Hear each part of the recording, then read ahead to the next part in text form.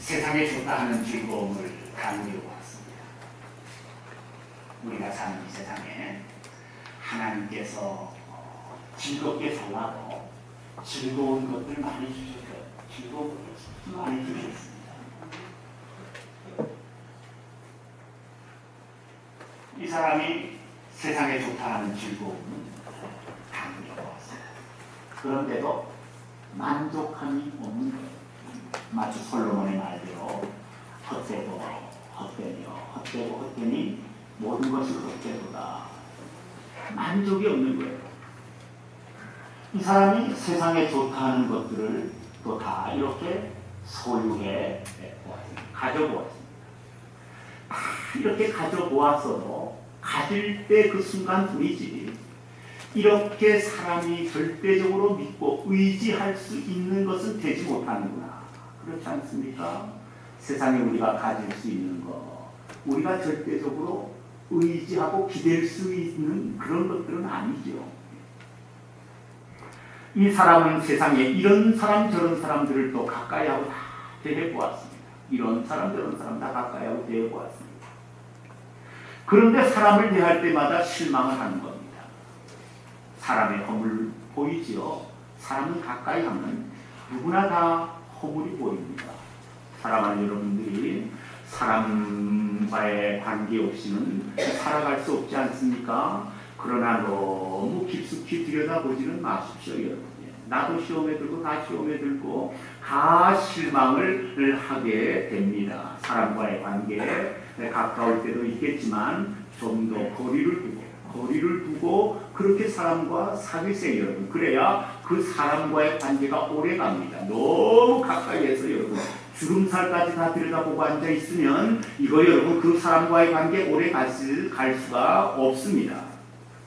사람을 가까이 해보니까 사람의 허물이 보이고 사람의 그 야금과 약삭빠름이 보입니다. 그래서 이분이 실망을 합니다.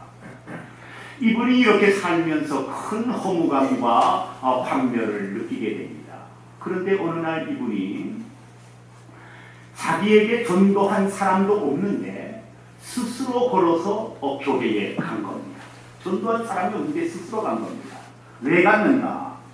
혹시 예수를 믿으면, 교회에 나가 예수를 믿으면 인생의 참된 의미와 진리를 깨달을 수 있을까? 세상 사는 것이 이렇게 허무한데 참된 의미와 진리를 깨달을 수 있을까? 또 예수를 믿으면 구원과 영생과 천국을 얻는다고 하는데 정말 구원과 영생과 천국이 있을까?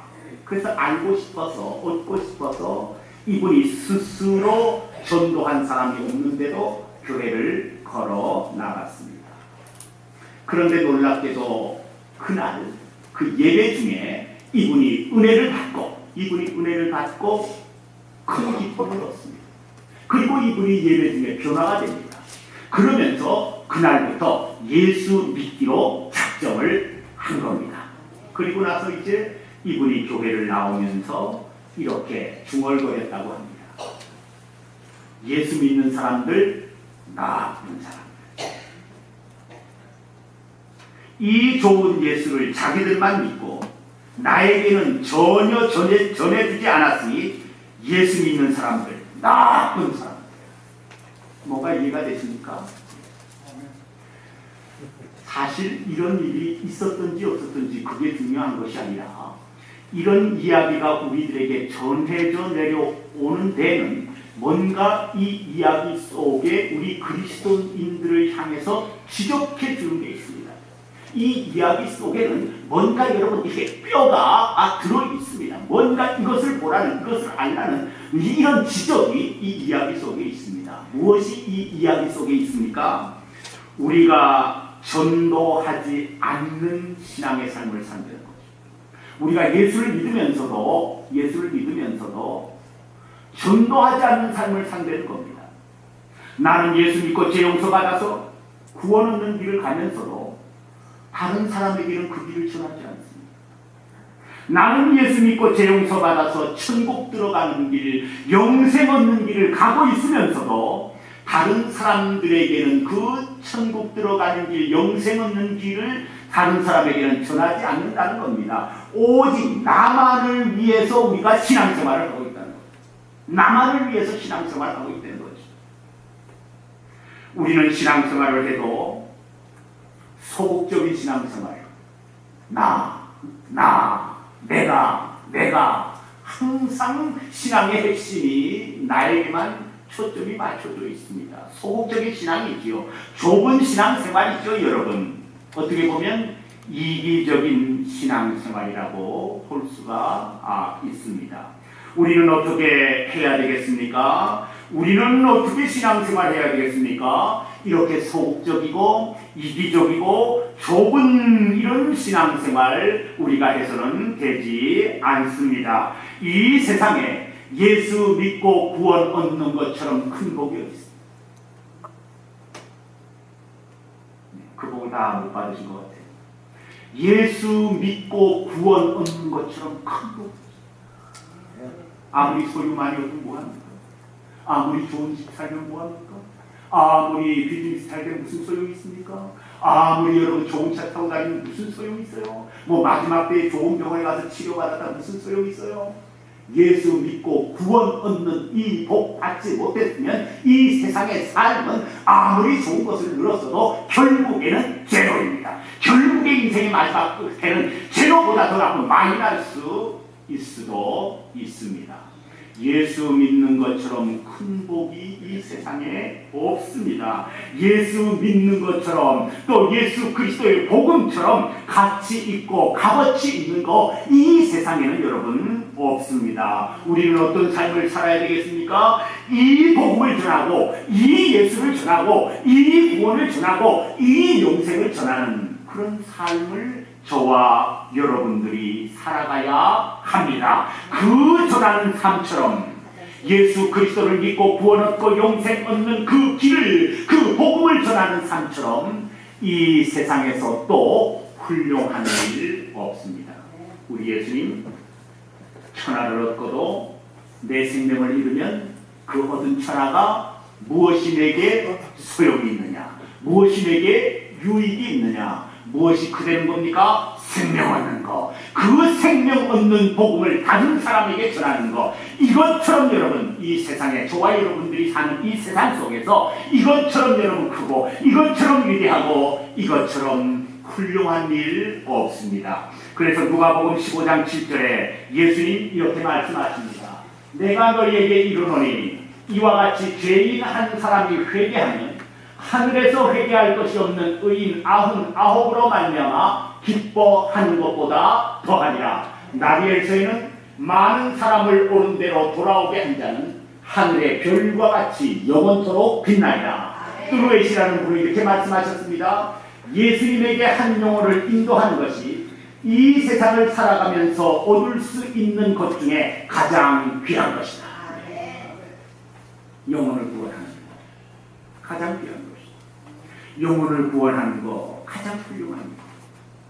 죄인 한 사람이 회개하면 천국에서 의인 99명을 인해서 기뻐하는 것보다 죄인 한 사람이 회개하는 것을 하늘에서는 하나님께서는 더 기뻐하신다고 말씀을 하였습니다. 그리고 사람의 영혼을 옳은 대로 구원 얻는 대로 인도한 그 사람은 하늘의 별처럼 빛나리라. 축복받는 삶을 말씀하고 있습니다. 사랑하는 여러분, 나만을 위해서 신앙생활 하지 마시고 내 구원만을 위해서 신앙생활 하지 마시고 나만을 찾으면서 신앙생활 하지 마시고 예수 그리스도의 복음을, 내가 아는 복음을, 내가 아는 이 믿음을, 내가 아는 이 구원과 영생을 다른 사람들에게도 전도하시는 여러분들이 되시기를 주님의 이름으로 축원합니다. 그래서 마지막 하나님 앞에 갔을 때 하늘의 별처럼 빛나는 축복을 받는 여러분들이 모두가 되시기를 주님의 이름으로 소원합니다. 우리가 전도하는데 참 이거 중요한데 전도하는 일이 이게 생각보다 쉽지 않아요. 가까우니까 나하고 친하니까 이렇게 전도하면 되겠다. 그런데 전도를 해도 참 그것이 여러분 쉽지가 않습니다. 전도를 열심히 해본 분들은 경험할 거예요. 어떤 일을 경험합니까? 이렇게 나가서 예수 믿고 구원 받으십시오. 또 구원받기 위해서 또 교회에 나오십시오 이렇게 전도하면 화를 내는 사람이 있어요. 화를 내는 사람이 있어요. 인상 크고 찡그리는 사람 있고 비웃는 사람 있고 욕하는 사람들까지도 있어요. 여러분 전도 이게 쉽지 않습니다. 그리고 어떤 사람에게 예수 믿으라고 전도하면 자기는 다른 종교를 믿는다고 차갑게 거절합니다. 또 어떤 사람에게 예수 믿으라고 하면 하나님이 어디 있냐고 따지고 들기 시작해요. 참 이런 분들 힘들지요. 또 어떤 분에게 전도하면 모든 종교는 다 똑같지 않습니까? 불교나 유교나 기독교나 천도교나 캐톨릭이나 모슬렘이나 다 똑같지 않습니까? 어느 것이나 그냥 아무거나 믿으면 다 천국 가는 거 아닙니까? 꼭 교회 나가고 예수 믿어야 구원을 얻습니까? 나에게 간섭하지 마십시오. 그러는 사람도 있습니다. 어떤 사람은 내 생활이 너무 안 좋아서 내가 너무나 형편없이 안 좋게 살고 있어서 지금은 못 나가지만 나중에 나가겠습니다 하는 분들도 있고, 어떤 분들은 기독교를 정면으로 공격하는 사람도 있습니다. 예수 믿는 사람들 왜 그럽니까로부터 시작해 가지고 정면으로 또 공격하고 대항하고 대적하는 사람들도 있습니다. 전도할 때 어려움이 왜 없겠습니까? 전도할 때 이런저런 어려움이 있고 심지어는 욕도 듣고 심지어는 창피도 당할 때도 있습니다. 그런데도 우리가 어떻게 해야 됩니까? 전도하셔야 돼요. 그런데도 사랑하는 여러분들의 처해 있는 환경 속에서, 사랑하는 여러분들이 처해 있는 그 사업의 터에서, 그 직장의 터에서, 사람들을 만나는 그곳에서 여러분들이 부지런히 전도하셔야 돼요. 왜 우리가 여러분 어려움이 있는데도 전도를 해야 됩니까? 첫째는 죽음 후에 믿지 않는 사람들에게 하나님의 무서운 공의의 심판이 있기 때문에 그래요. 누구든지 예수 믿지 않으면 죽은 후에 하나님 앞에서 무서운 공의의 심판이 있습니다. 히브리서 9장 27절에 그리고 누가복음 12장에 한 번 죽는 것은 사람에게 정한 것이요 그 후에는 심판이 있으리라. 어떤 심판입니까? 돌이킬 수 없는 심판. 어떤 심판입니까? 다시 물을 수 없는 심판. 어떤 심판입니까? 하나님의 심판은 오류와 오판이 없어요. 한번 딱 하시면 그 하나님의 심판은 정확한 심판입니다. 몸은 죽여도 영혼은 능히 죽이지 못하는 자들을 두려워하지 말고 오직 몸과 영혼을 능히 지옥에 멸하실 수 있는 이를 두려워하라. 하나님은 어떤 심판을 하십니까? 영원한 형벌의 심판, 영원한 영생의 심판, 하나님은 심판을 하십니다. 어떤 사람은 영원한 영생을 얻어서 하나님의 나라에 들어갈 수 있지만 어떤 사람은 영원한 형벌을 받아서 영원한 저주 속에 빠질 수가 있습니다. 하나님이 하시는 심판은 영원한 형벌이든지 영원한 영생이든지 아니면 영원한 천국이든지 아니면 영원한 지옥의 심판을 하시는 분이 하나님이십니다. 그런데 믿는 우리는 영생을 얻고 믿는 우리는 천국에 당당히 들어가지만 믿지 않는 사람들은 어떻게 되겠습니까? 영원한 형벌 속에 빠지지 않겠습니까? 이것을 보고 우리가 그냥 있으면 어떻게 되겠습니까? 전도해야 됩니다. 예수를 믿으면 그 하나님의 심판을 면하고 구원 얻고 천국 가고 영생 얻기 때문에 꼭 여러분 예수를 믿고 구원 얻는 그 진리를 전도하는 저와 여러분들이 꼭 되셔야 됩니다. 예수 믿는 것만이 하나님의 심판을 면하고 하나님의 심판을 피하고 하나님의 심판을 이기고 구원 얻고 영생 얻기 때문에 저와 여러분들은 꼭 전도하는 신앙의 사람이 되어야 될 줄로 믿습니다. 꼭 전도하셔야 돼요. 두 번째 왜 우리는 전도해야 됩니까? 예수님께서도 이 전도를 위해서 오셨다고 말씀하셨어요. 예수님께서 병 고쳐주려고, 예수님께서 우리를 잘 먹고 잘 살게 해주려고, 예수님께서 단지 우리에게 영생만 주시려고? 아닙니다. 예수님이 오셔서 하신 말씀에 누가복음과 마가복음에 이렇게 기록이 되어 있습니다. 내가 다른 동네들에서도 하나님의 나라 복음을 전하여야 하니 나는 이 일을 위해서 보내심을 받았노라. 우리가 다른 가까운 마을들로 가자. 거기서도 전도하니 내가 이를 위해서 왔노라. 예수님도 이 세상에 오신 목적을 영혼 구원을 위해서 오셨다. 내가 이 일을 위해서 왔노라. 이 영혼 구원을 위해서 예수님께서는 어떤 일을 하셨습니까? 자기의 몸을 우리의 죄를 씻는, 세상 사람들의 죄를 씻는 대성물로 주면서까지 예수님은 영혼들이 사람들이 구원받기를 원하셨던 분이 예수님이셨어요. 그래서 사람으로 말미암아 예수 그리스도를 믿고 하나님의 심판을 피하고 영원한 영생과 구원을 얻게 하기 위해서 예수님께서는 자기의 몸을 십자가에서 들이신 분이 예수님이셨습니다. 우리가 만약 전도하지 않는다면 어떤 일이 있겠습니까? 바울 사도는 고린도전서 9장에 만일 내가 복음을 전하지 않으면 내게 화가 있으리라. 만약 내가 복음을 전하지 않는다면, 전도하지 않는다면, 구원의 말씀을 전하지 않는다면 나에게 화가 있으리라고 말씀하였습니다. 썬데이라는 사람은 이렇게 말했습니다. 만일 내가 복음을 전하지 않으면 나는 지옥에 가리라. 부른다라는 분은 이렇게 말했습니다. 전도하지 않는 교회는 죽은 교회다. 살아 움직이는 교회는 전도하는 교회라. 내가 전하지 않으면 화가 있으리라. 내가 전도하지 않으면 나는 지옥에 간다고 하겠습니다. 내가 전도하지 않으면 우리 교회는 죽은 교회가 될 수 있다고 말씀하였습니다. 사랑하는 여러분들 주위에 믿지 않는 식구들 있을 것입니다. 믿지 않는 친척들 있을 것입니다. 믿지 않는 친구들 있을 것입니다. 믿지 않는 직장 동료들 있을 것입니다. 믿지 않는 여러분들이 아는 분들이 있을 것입니다. 꼭 전해서, 꼭 복음을 그들에게 전해서 그들이 받아들이든지 받아들이지 않든지 꼭 복음을 전해서 예수 그리스도를 알려주고 천국을 알려주고 영생을 알려주고 그래서 그들도 나와 구원받는 역사가 여러분들의 삶 속에, 여러분들의 전도 속에 있기를 주님의 이름으로 축원합니다. 꼭 전도하셔야 돼요. 전도하셔야 됩니다. 올해 벌써 10개월이 지나고 11월인데요. 사랑하는 여러분, 전도하셨습니까? 사랑하는 여러분, 전도하셨습니까? 지금 한 분이 150불 헌금을 하였습니다. 전도용으로 헌금을 했는데요. 볼펜을 100개를 구입을 했어요. 우리 교회 이름을 넣고 전화와 주소가 들어있는 볼펜을 구입을 했습니다. 그런데 아직 이 볼펜을 넣는 주머니가 도착하지 않아서 오늘 여러분들에게 못 나눠드려요. 이 앵커리지는 무얼 인터넷으로 주문하면 배달이 안 됩니다라는 데가 너무 많이 있습니다. 너무 많아요, 여러분. 그래서 하나 볼펜은 왔는데 볼펜을 넣는, 전도용 볼펜을 넣는 이 주머니가 오지 않아가지고 그냥 볼펜만 주기 못해서 그래서 기다리고 있습니다. 사랑하는 여러분, 12월이 이제 다 돼가고 한 해가 저물어 가는데 전도하지 해야 할 분을 못한 분이 있으면 오늘부터라도 여러분 기도하시면서 준비할 수 있기를 바라요. 기도하시면서 준비하시다가 이제 모든 것이 갖춰지면 12월에 전도해서 그들이 새해부터는 나와서 예수 믿고 새해부터는 나와서 신앙생활 할 수 있도록 여러분들께서 꼭 전도에 기도하면서 동참해 주시기를 바랍니다. 제가 후회스러운 일이 있어요. 정말 후회스러워요. 그때 저도 경험이 없고 모르니까 그래요.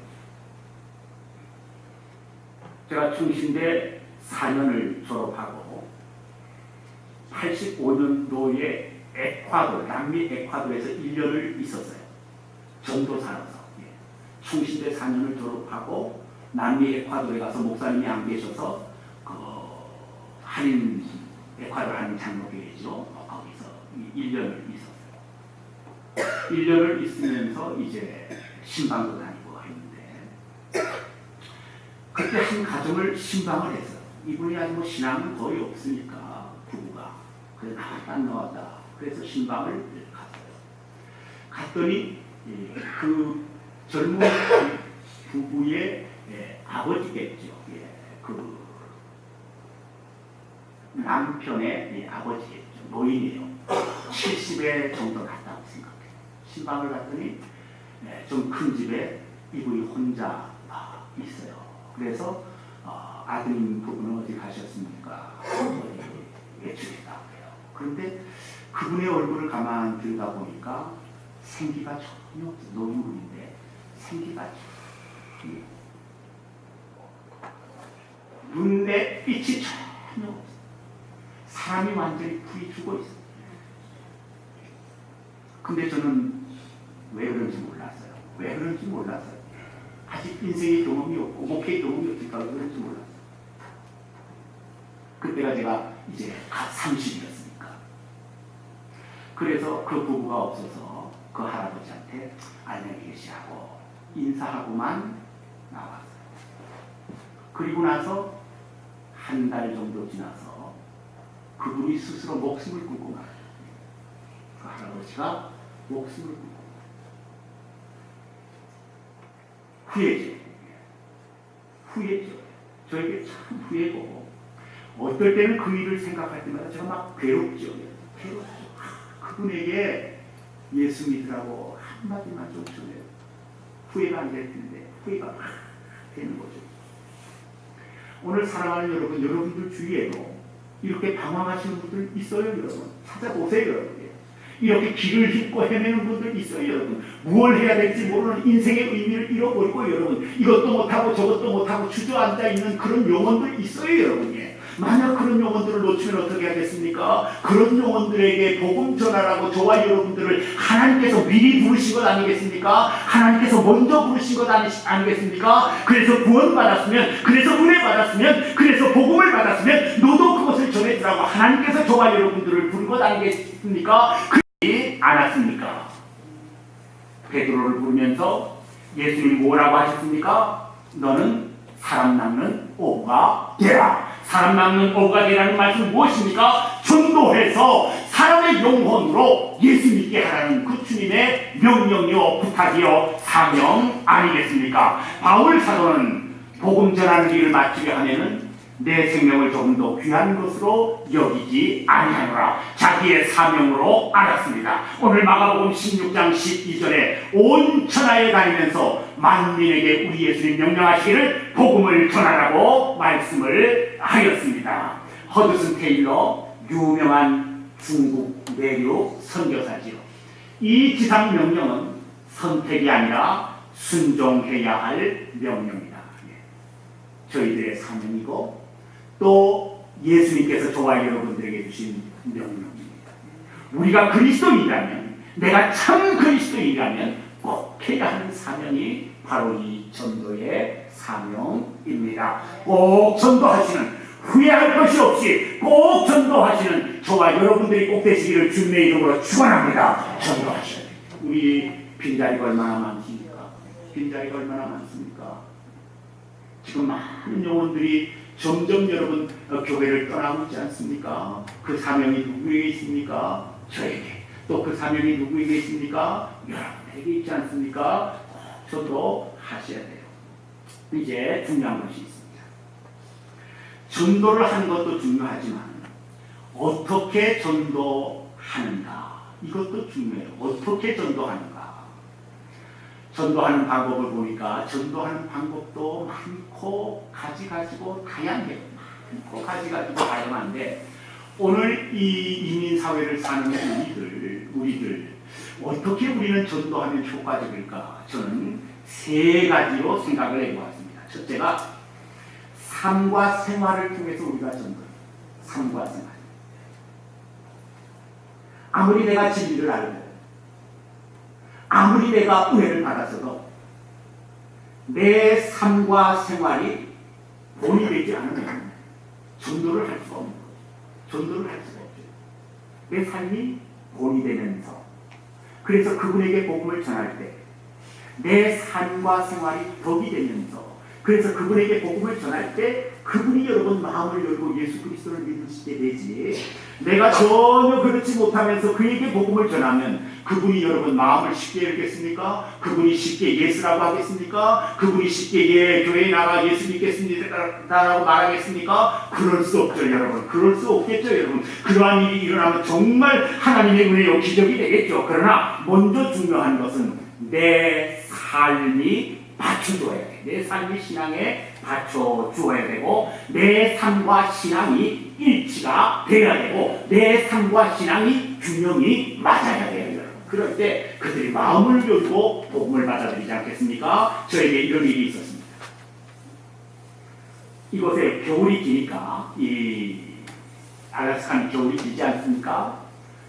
밖에 나가서 이 걷기 운동 뭐 이런 것도 눈이 오고 울면 그건 힘들어서 추워서 또 하니까 힘들어서 몇 년 전에 집안에서 운동할 수 있는 운동기구를 중고를 하나 샀어요.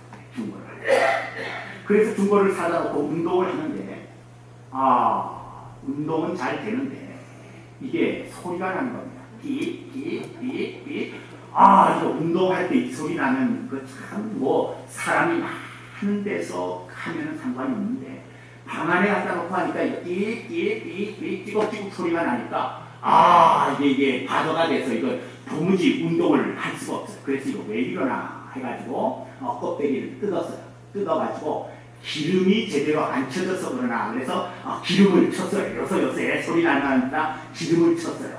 그래서 다시 딱 붙여가지고 했더니 이게 똑같이 삐삐삐삐 똑같이 계속 소리가 나는 거야. 이거 신경이 쓰여서요. 이거 내가 기계를 잘못 샀나. 그래서 이리 뜯어보고 저리 뜯어보고 하다가 나중에 보니까 문제를 하나 발견했어요. 카펫 위에다가 이 기계를 놨는데 카펫 위에다 놓으니까 이 기계가 운동기구가 이게 균형이 맞지 않고 찌그러져 있는 거예요. 이게 찌그러져 있으니까 이렇게 하고 발로 이렇게 하는데 이게 찌그러져 있으니까 기계도 찌그러져 가지고 이게 소리가 나기 시작하는 거예요. 아하, 이게 균형이 안 맞아서 좌우의 균형이 안 맞아서 그렇구나. 우리 신앙생활도 균형이 맞아요. 어떤 균형이 맞아야 됩니까? 삶과 신앙이 일치하는 균형이 맞아야 돼요. 이렇게 여러분 균형이 맞으면서 우리가 복음을 전할 때 사람들이 그것을 받아들일 수 있어요. 아하, 그렇구나. 저분의 삶과 저분의 신앙이 저렇게 일치가 되는구나. 아하, 똑같구나. 이렇게 여러분 인정이 돼야 우리가 복음을 전할 때 그분들이 마음을 여는 그런 기적의 역사가 일어나지 않겠습니까? 윌리엄 우드킨이라는 분이 이런 말을 하였습니다. 기독교의 증거는 책이 아니라 삶이다. 기독교의 능력은 교리가 아니라 그리스도의 인격이다. 그러니까 우리의 삶이 받쳐주면서 복음을 전할 때 그때 사람들이 예수를 믿게 되는 놀라운 역사들 그리고 전도를 받게 되는 놀라운 역사들이 있게 됩니다. 예수님 마태복음 5장에 너희 빛을 사람 앞에 비치게 하여 저희로 너희 착한 행실을 보고 하늘에 계신 아버지께 영광을 돌리게 하라. 너희의 착한 행실, 너희의 착한 삶을 보고 저들로 하나님께 영광을 돌리게 하라. 그들이 여러분 영광을 돌리는 건 뭡니까? 예수 믿는 그 결과로 말미암아 영광을 돌리는 것 아니겠습니까? 우리가 전도의 열매를 맺으려면 어떻게 하면 전도를 할 수가 있는가? 삶과 생활의 일치, 신앙과 생활의 일치입니다. 선한 모습 보여주고 착한 모습 보여주셔야 됩니다. 깨끗한 모습 보여주시고 참는 모습 보여주셔야 됩니다. 의견이 틀리면 양보할 수 있는 모습 보여주셔야 됩니다. 뭘 쓸 일이 있으면 내 것을 좀 더 쓰는 모습 보여주셔야 돼요.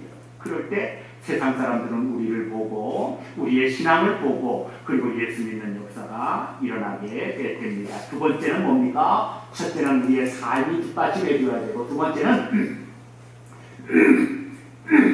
기도 생활입니다. 내가 전도하기를 원하면 기도하세요. 사랑하는 여러분들 가운데 혹 전도하시기를 원하시는 분이 있으면 기도하시고 기도 없이는 하나님의 기적의 역사 일어나지 않습니다. 기도 없이 내가 전도해보겠다. 내 힘으로, 내 능력으로, 내 머리로, 내 지식으로, 내 경험으로 해보겠다. 예, 할 수는 있죠. 할 수는 있죠, 여러분. 그러나 하나님 앞에 기도하면서 할 때, 여러분, 기도하면서 할 때 하나님께서는 그 전도받는 사람을 완전히 뒤집어주고 변화시키는 그런 역사를 하나님께서 일으키시게 됩니다. 어느 목사님이 저에게 들려준 간증인데요. 이 목사님의 교회에 열심히 믿음의 생활하고 기도 마중히 하시는 여집사님이 한 분 있었어요. 열심히 기도하고 믿음의 생활하는 여집사님이 한 분 있었는데 그런데 남편이 안 믿는다는 거죠. 그래서 항상 이 부인의 마음의 소원은 그래서 남편도 같이 믿음의 생활해주면 좋겠다는 것이 바람이고 소원이에요. 맞아요. 그래서 늘 새벽 기도에 나올 때마다 그 남편을 위한 기도를 그렇게 많이 했다고 해요. 그런데 하루는 이 부인, 이 여집사님이 남편의 구두짝을 딱 두 짝을 두고 새벽 기도를 왔다는 거예요. 그리고서는 기도를 했대요. 그 부인이 하나님 남편의 구두가 먼저 왔습니다. 남편의 발도 따라오게 해주십시오. 참 지혜로운 기도죠. 남편의 구두가 먼저 왔으니까 하나님 남편의 발도 따라 나오게 해 주십시오. 이 목사님이 간증해 저한테. 그런데 어떤 일이 있었는가? 그 기도가 있고 나서 얼마 되지 않아서 그 남편이 스스로 교회 나오겠다고 그래요. 그 부인한테 스스로 교회에 나오겠다. 그들이 그 부인하고 같이 나와서 믿음의 생활에 그때부터 그렇게 계속 잘 하더라는 거죠. 참 여러분, 무엇의 힘입니까? 기도의 힘입니다. 기도 외에는 이와 같은 유가 나갈 수 없는 거예요. 기도 외에는 이와 같은 유가 나갈 수 없느냐. 정말 영혼을 사랑하시고 저 영혼을 구원하고 싶으면 내 능력으로 하려고 시도하지 마십시오. 내 머리를 가지고 시도하려고 하지 마십시오. 주님, 하나님, 당신이 도와주십시오. 당신이 도와주십시오. 12사도를 뒤집으시고 깨셔서 변화시켜 쓰십시오. 주님, 저 영혼을 변화시켜 주옵소서. 성령의 능력으로 뒤집어 주옵소서. 성령의 능력으로 깨워 주옵소서. 그래서 주님 앞에 나와서 무릎 꿇고 예수님께 해 주옵소서. 기도의 능력밖에 없어요. 기도하시면 하나님의 역사가 내가 알지 못하는 순간에 내가 알지 못하는 방법을 통해서 하나님께서는 구원의 역사를 일으키시는 분이 우리 하나님이십니다. 유명한 무디 목사님은 100명을 놓고 기도했대요. 평생에 100명을 놓고. 하나님, 저 100명을 놓고 기도해 주십시오. 그래서 무디 목사님 생애에 96명이 회개하고 예수를 믿었대요. 나머지는 4명은 못 믿었는가? 장례식에 와서 장례식 예배 다음에 4명이 다 믿었다고 해요. 기도의 역사죠. 바울과 신라가 사도행전 16장에 보면 빌립보 감옥에 갔지. 뭐 했습니까? 기도하니까 하나님의 역사가 일어나서 웅문이 열리고, 기도하니까 간수가 회개하고 예수 믿게 되고, 기도한 그 결과 간수의 가정에 예수 믿는 역사가 일어났습니다. 예수 믿는 역사가 일어난 것을 보게 됩니다. 사랑하는 여러분들 주위에 예수 안 믿는 분들이 있으면 꼭 전해서, 기도하면서 복음을 전해서 예수 믿는 기적의 역사가 일어나기를 주님의 이름으로 축원합니다. 마지막 세 번째는 열심히 하셔야 돼요. 그래서 기도하면 되겠지. 기도 첫째 하시고 그 다음에 열심과 열성을 다해서 전도하셔야 돼요. 사업도 열심히 해야 되고, 직장일도 열심히 해야 되고, 공부도 열심히 해야 되고, 운동도 열심히 해야 되고, 여러분 열심 없이 되는 일이 이 세상에 어디 있습니까? 복음 전에서 영혼을 얻는 일도 열심히 하셔야 돼요. 여러분, 특별히 사람의 마음을 바꾸는 일은, 이것은 세상에 어떤 일보다도 힘들어요. 사람의 마음은 여러분 한번 딱 바뀌어서 여러분 문빗장을 딱 걸어 잠그면 절대 여러분 열리지 않는 것이 사람의 마음입니다. 이 사람의 마음을 어떻게 해야 되는가? 열심으로 기도하면서 열성을 내지 않으면 안 돼요. 구세군의 창시자가 누굽니까? 윌리엄 부스인데요. 이 사람이 예수 믿기 전에 무슨 직업을 가지고 있었는가? 전당포 주인이었어요. 이 사람은 전당포 주인이고, 그러다가 어느 날 예수를 믿게 되었어요. 그래서 예수를 믿으면서 간간히 전당포에 찾아오는 사람, 이런 사람 저런 사람들에게 그냥 가끔씩 전도를 했어요. 그런데 어느 날 한 술주정뱅이에게 이 윌리엄 부스가, 구세군의 창시자 윌리엄 부스가 전도를 했어요. 예수 믿으십시오 하고 뭐라고 전도를 한 것 같아요. 그러니까 그 주정뱅이가, 술을 먹었던 사람이 빈정대면서 윌리엄 부스에게 이렇게 말했어요. 잘 들어보세요. 이봐요, 당신이 정말 지옥과 천당이 있고 영생과 구원이 있다고 믿는다면 이렇게 힘과 소신 없이 전도해도 됩니까? 나라면 열성적으로 전도할 거예요. 강펀치만. 정말 천국이 있어요? 정말 영생이 있어요? 술 먹은 사람이. 정말 당신에게 있다면 이렇게 시시하게 전도합니까? 열심을 내서 전도해 보십시오. 강펀치를 탁 맞은 거죠. 이 말에 충격을 받고 윌리엄 부스는 부인과 함께 전도하기 시작해서, 그것이 무엇의 창시가 됐습니까? 구세군의 창시자가 돼요. 1865년에 구세군이 거기에서 태어나게 됐고, 그 구세군을 통해서 얼마나 많은 사람들이 주님 앞으로 돌아왔습니까? 말씀을 맺습니다. 할시드라는 분은 이렇게 말했습니다. 주님, 많은 것을 구하지 않겠습니다. 다만 저에게 잃어버린 자들을 향한 열정을 주시옵소서. 저도 그렇고 여러분들도 그렇고 영혼을 구원하는 전도의 일에 열심을 내서 주님 앞에 가서 하늘의 별처럼 빛나는 축복을 받는 저와 여러분들이 다 되시기를 주님의 이름으로 축원합니다.